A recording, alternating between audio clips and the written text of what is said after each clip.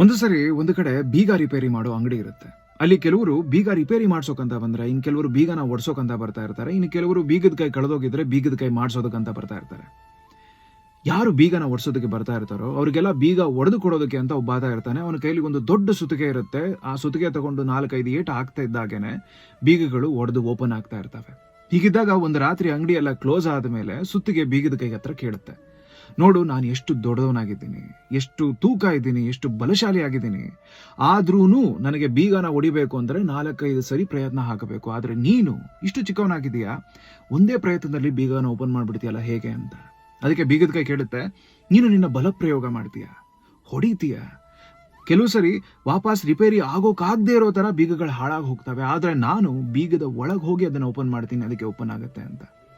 ಜೀವನದಲ್ಲಿ ಹೇಗೇನೆ ಯಾವ್ದಾದ್ರೂ ಸಂಬಂಧಗಳನ್ನ ಉಳಿಸ್ಕೋಬೇಕು ಅಂತಂದ್ರೆ, ಅಥವಾ ಯಾರಾದ್ರೂ ನಮ್ಮ ಹತ್ರ ಓಪನ್ ಅಪ್ ಆಗಬೇಕು ಅಂತಂದ್ರೆ, ಅವರ ಒಳಗಡೆ ಹೋಗಿ ಅವ್ರು ಏನು ಅನುಭವಿಸ್ತಾ ಇದ್ದಾರೆ, ಯಾಕೆ ಹಾಗೆ ಆಡ್ತಾ ಇದ್ದಾರೆ ಅಂತ ಅರ್ಥ ಮಾಡಿಕೊಂಡು ಅವ್ರನ್ನ ಓಪನ್ ಅಪ್ ಮಾಡಿಸ್ಬೇಕು.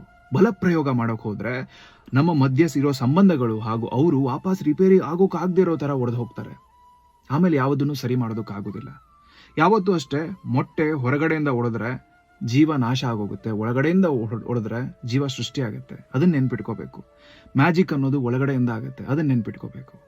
ಸುತ್ತಿಗೆ ಆಗ್ಬಿಡಿ, ಬೀಗದ ಕೈ ಆಗಿ. ಯೋಚನೆ ಮಾಡಿ.